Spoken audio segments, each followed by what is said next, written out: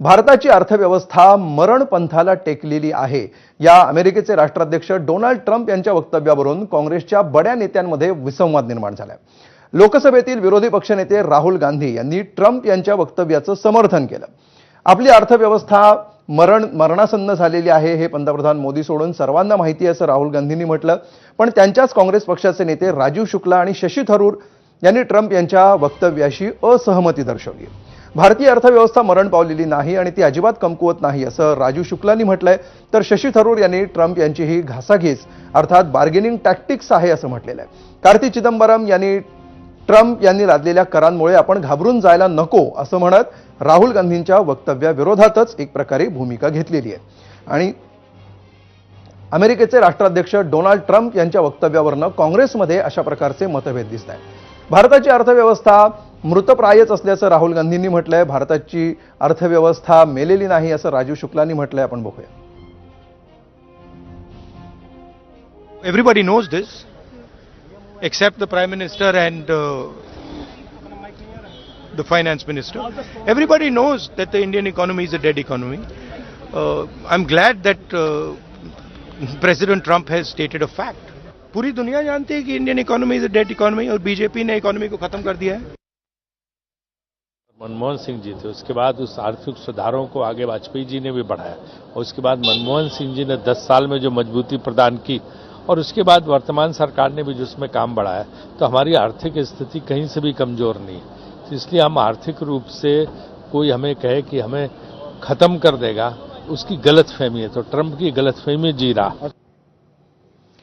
आणि याच विषयावर चर्चा करण्यासाठी आपल्याबरोबर भाजपचे मुख्य प्रवक्ते केशव उपाध्याय आणि काँग्रेसचे मुख्य प्रवक्ते अतुल लोंढे आहेतच, आणि त्याचबरोबर आंतरराष्ट्रीय विषयाचे अभ्यासक शैलेंद्र देवळाणकर देखील आपल्याबरोबर या चर्चेमध्ये सहभागी होणार आहेत। पुन्हा एकदा स्वागत तिघांचंही। या सगळ्या चर्चेवर जाण्यापूर्वी आपण सगळ्यात पहिली ही सुरुवात करूया शैलेंद्र देवळाणकर यांच्यापासून। शैलेंद्रजी, मला माहिती आहे आणि हे आधी आपण स्पष्ट करूया की यामध्ये कुठलीही राजकीय चर्चा किंवा राजकीय भूमिका काय असेल हे राजकीय पक्ष बोलतीलच, तो त्यांचा प्रश्न आहे। मात्र ह्यातला जो आंतरराष्ट्रीय संबंधांचा भाग आहे, ट्रम्प यांच्या पॉलिसीचा भाग आहे, त्याच्याविषयी अनेक तर्कवितर्क समोर येत आहेत। काही जणांना तो ट्रम्प यांचा तऱ्हेवाईकपणा वाटतो आहे, काही जणांना ते स्ट्रॅटेजी वाटते आहे, काही जणांना ती बार्गेनिंग टॅक्टिक्स वाटतं आहे। आपण कसं बघायला पाहिजे या सगळ्या घडामोडींकडे गेल्या 1-2 दिवसात घडलेल्या? असं वाटतं की आपण जर डोनाल्ड ट्रम्प अमेरिकेचे राष्ट्राध्यक्ष बनल्यानंतर त्यांची एकूणच काम करण्याची पद्धत पाहिली, कार्यशैली पाहिली, तर आपल्याला असं दिसून येतं की ते मोठमोठ्या घोषणा करतात, वादळी वक्तव्य करतात आणि नंतर त्यापासून तात्काळ घुमजाव करतात। हा एक अत्यंत महत्वाचा भाग आहे। लक्षात घ्या, डोनाल्ड ट्रम्प हे एक उद्योगपती आहेत, ते व्यावसायिक आहेत, ते कोणाचेही मित्र नाहीयेत। त्यांच्यासाठी मैत्री हा प्रकार नाहीये, त्यांच्यासाठी केवळ हितसंबंध आहेत। त्यांना त्यांची जी कॉन्स्टिट्युएन्सी आहे, त्यांचे जे अमेरिकन नागरिक आहेत, त्यांना हे दाखवायचं आहे की त्यांनी संकटात सापडलेल्या अमेरिकेच्या अर्थव्यवस्थेला बळकटी देण्यासाठी, संकटातनं बाहेर काढण्यासाठी मी काय केलेलं आहे, त्याच्याशिवाय त्यांना दुसरं कोणत्याही प्रकारचं त्यांचं उद्दिष्ट नाही। ते ट्रान्झॅक्शनल आहेत। त्यांची सौदेबाजी करण्याची, दबाव टाकण्याची एक विशिष्ट पद्धत आहे। आपण लक्षात घेतलं पाहिजे की त्यांना नेमकं काय पाहिजे, तर साधारणतः $30 ट्रिलियन हा अमेरिकेच्या अर्थव्यवस्थेचा आकार आहे, पण अमेरिकेवरती $36 ट्रिलियन कर्ज आहे। यामध्ये प्रतिवर्षी त्यांना $1 ट्रिलियन इंटरेस्ट द्यावा लागतोय। त्यामुळे त्यांचा उद्दिष्ट असा आहे की साधारणतः ह्या टेरिफच्या प्रकरणामधनं $300 अब्ज त्यांना जनरेट करायचे आहेत। आता मुद्दा असा येतो की एकट्या भारताबरोबर व्यापार करून किंवा त्यांच्याबरोबर कोणत्याही आयातीच्या बाबतीतला निर्णय घेऊन काही 300 अब्ज कमी होणार नाही। त्यामुळे त्यांची कोणती भूमिका ही केवळ भारतापुरती नाहीये, तर त्यांना एकूणच टेरिफ म्हणजे 123 देशांबरोबर त्यांचा जो व्यापार आहे त्याच्या माध्यमातून त्यांना हे $300 बिलियन जनरेट करून दाखवायचे आहेत। आता त्यांनी ज्या पद्धतीने सुरुवातीला निर्णय घेऊन अनेक देशांच्या विरुद्ध त्यांचा जो टेरिफ म्हणजे चीनच्या विरुद्ध 243% घोषणा त्यांनी केलेली होती आणि 90 दिवसाचा ब्रीथिंग स्पेस दिला। आपण लक्षात घेतलं पाहिजे की ह्या 90 दिवसाच्या ब्रीथिंग स्पेसमध्ये मी तुम्हाला 4 देशांचं प्रामुख्याने उदाहरण देतो की त्या 4 देशांच्या बाबतीमध्ये एक आहे जपान, दुसरा आहे व्हिएतनाम, तिसरा आहे इंडोनेशिया आणि चौथा आहे पाकिस्तान आणि नंतर युरोपियन महासंघ देखील त्याच्यामध्ये आलेला आहे। आता यांनी काय केलं की त्यांची दबाव टाकण्याची जी पद्धत होती त्या पद्धतीनुसार त्यांनी सगळ्यात पहिले सांगितलं की तुम्ही कृषी क्षेत्र जे आहे त्या कृषी क्षेत्रावरचं आयात शुल्क जे आहे ते शून्यावरती आणा। मी आपल्याला सांगतो की जपानने कृषी क्षेत्रावरचं आयात शुल्क हे शून्यावरती आणलं। त्याचप्रमाणे जपानला त्यांनी सांगितले की तुम्ही 700 अब्ज डॉलर्स हे अमेरिकेत इन्व्हेस्ट करा. ते पण जपानने मान्य केलं. आता ते जपानवरती ऍडिशनल म्हणजे ज्याला टेरिफ प्लस प्लस असं म्हणतात त्याच्या स्वरूपाचे ते शुल्क आकारायला लागलेत. व्हिएतनाम आणि इंडोनेशिया ह्या दोघांनी पण त्यांचं कृषी क्षेत्र 100% त्यांनी अमेरिकन इन्व्हेस्टमेंटसाठी ओपन केलं आणि ते शून्यावरती त्यांनी टेरिफ आणलं. हाच प्रकार युरोपमध्ये देखील घडला. परंतु ह्या सगळ्या देशांमध्ये आता मोठ्या प्रमाणावरती असंतोष सुरू झालेला आहे. दुसरं जर तुम्ही पाकिस्तानच्या बाबतीमध्ये विचार केला तर पाकिस्तानच्या बाबतीमध्ये देखील त्यांच्या अनेक अटी ज्या आहेत त्या पाकिस्तानने मान्य केल्या. एवढंच नाही तर त्यांना डोनाल्ड ट्रम्पला नोबेल देण्यापर्यंत त्यांची मदत गेली. निश्चितपणे म्हणजे शैलेंद्रजी ट्रम्प यांची ही जी व्यापारी वृत्ती आहे आणि अधिकाधिक पदरात पाडून घेण्यासाठीची त्यांची जी काही धोरणं आहेत त्याचा हा सगळा परिणाम आहे असं तुम्ही म्हणताय. मात्र केशव उपाध्येची या सगळ्याला भारतामध्ये ज्या प्रकारे प्रतिसाद मिळतो आहे आणि ट्रम्प यांच्या विधानांचा संदर्भ देऊन इथला देशांतर्गत राजकारणाचा जो पाया रचला जातोय आणि त्याच्यामध्ये सुद्धा काँग्रेसमध्ये जे विरोधाभास समोर येत आहेत त्याच्याकडे आपण कसं बघता आणि त्याचे नेमके काय परिणाम होऊ शकतात असं आपल्याला वाटतं? असं आहे की सगळ्यात पहिल्यांदा लक्षात घेतलं पाहिजे ज्या ज्या वेळी संकट असतात त्यावेळी आम्ही एक राहिलं पाहिजे.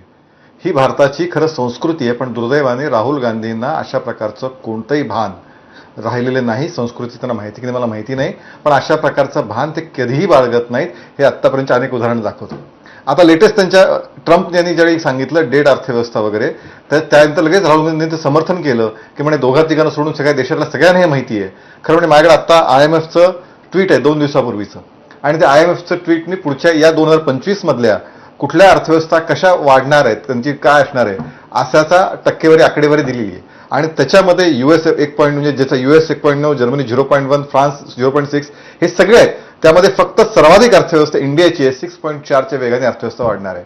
म्हणजे जगातले आर्थिक विषयातले जे विषय आहेत ज्यांना आर्थिक विषयाला कळतं ते सगळे मान्य करतात की भारताची अत्यंत कठीण परिस्थितीमध्ये सुद्धा ज्या कोरोना संकट होतं त्या कोरोना संकट काळानंतर अनेक देशाच्या अर्थव्यवस्था मोडून पडल्या पण भारताने अत्यंत यशस्वीपणे मार्गक्रमण ठीक आहे. भारताची अर्थव्यवस्थेचा नेमके आकडे काय ते संदर्भासह आपण राहुल गांधी एक मिनिट अमित अगदी आपल्याकडे वेळ कमी आहे. तुमचा मुद्दा लक्षात आला. ठीक आहे, थोडक्यात पूर्ण माझा विषय पूर्ण होऊ द्या. मला नाही मुद्दा नाही पूर्ण होता. मुळात थोडक्यात पूर्ण करतो. पण ज्यावेळी असं कोणी देशाबाहेरचं देशाविरोधात काही बोलतात त्यावेळी राहुल गांधी त्याची श्री ओढतात. पाकिस्तान ज्यावेळी आपण हे केला सर्जिकल स्ट्राईक केलं त्यावेळी पाकिस्तान जे म्हणत होतं तेच राहुल गांधी बोलत होते. ज्यावेळी डोकलामचा संघर्ष सुरू होता त्यावेळी चीनच्या राजदूतांना भेटणार हेच राहुल गांधी होते. म्हणजे अशा अनेक उदाहरणं आहेत. बरोबर आहे केशवजी, तुमचा मुद्दा माझ्या लक्षात आलेला आहे. अतुल लोंढे, तुम्ही हसता हे सगळं ऐकताना. नेमकी तीच भाषा. देशांतर्गत राजकारण वेगळं आहे आणि आंतरराष्ट्रीय स्तरावर आपली काय पॉलिसी असावी हा विषय वेगळा असं आपल्याला वाटत नाही का? या टीकेकडे आपण कसं पाहता? असं आहे की हावडी मोदी अबकी बार ट्रम्प सरकार हा धंदा मोदींनी केला. याच्यापूर्वी कुठल्याही पंतप्रधानांनी केलेला नाही आहे. पण डोनाल्ड ट्रम्प काय म्हणले, काय झालं नाही काय नाही हे सोडून द्या. आपण इकॉनॉमिक फंडामेंटल्सवर चर्चा करू. मायक्रो इकॉनॉमिक फंडामेंटल्समध्ये आज आपली परिस्थिती काय आहे तर आपला डेट टू GDP रेशो हा 85% आलेला आहे. जगामध्ये पेट्रोल क्रूड ऑइल आपल्याला स्वस्त मिळतं ना, मग रशियाकडून मिळालेलं ऑइल जे आहे ते अंबानी जे आहे ते एक्सपोर्ट करतात. हा त्याच्यावरचा मूळ ऑब्जेक्शन आहे. मग तुम्हाला स्वस्त मिळालेला क्रूड ऑइल ज्याची किंमत तुम्हाला $50 पर्यंत येते पर बॅरल, मग लोकांना 40 रुपयांनी 42 रुपयांनी पेट्रोल मिळायला पाहिजे पण ते मिळतं का? नाही मिळत. प्रॉफिट कोणाच्या खिशात जातं तर मोदींच्या मित्राच्या खिशामध्ये जातं. या देशातले सगळे संसाधनं कोणाच्या खिशात चाललेले आहेत तर ते अदानीच्या खिशात चाललेले आहे. या देशामध्ये फर्ज नंबर्स म्हणजे जग काय म्हणतं की भारत जे आकडे देतात त्यांनी IMF वगैरे सांगितलेलं आहे. सगळ्या ज्या क्रिसिल वगैरे ज्या संस्था आहे ना त्याच्यावर दंड ठोठवण्यात आलेले आहे. कारण की हे मॅनेज्ड आकडे फर्स्ट अकाउंटिंग फर्स्ट नंबर जे आहे ते देऊन खोटे आकडे पुढे आणलेले आहेत. बरोबर. अतुलजी तपशील आपल्याला भरपूर देता येतीलच. फक्त मला मुद्दा एवढा विचारायचा आहे की अर्थव्यवस्था मृतवत नाही हा प्रश्न आहे अमोल. अर्थव्यवस्था मृतप्राय झालेली आहे असं जे ट्रम्प म्हणतायत त्यांना राहुल गांधींनी समर्थन देणं आणि काँग्रेसच्या इतर नेत्यांनी त्याच्या विरोधात मतं व्यक्त करणं याविषयी मी विचारतोय. नाही तुम्हाला मी इकॉनॉमीचं सांगतो. मी इकॉनॉमीवर बोलणारा व्यक्ती आहे. मी अर्थव्यवस्था काय भारताची ती सांगतो मी तुम्हाला. मग अनएम्प्लॉयमेंट काय आहे हे मोठ्या मोठ्या गोष्टी करतात. आज बिहारमध्ये सर्वात जास्त अनएम्प्लॉयमेंट आहे. देशामध्ये सगळीकडे सर्वात जास्त अनएम्प्लॉयमेंट आहे.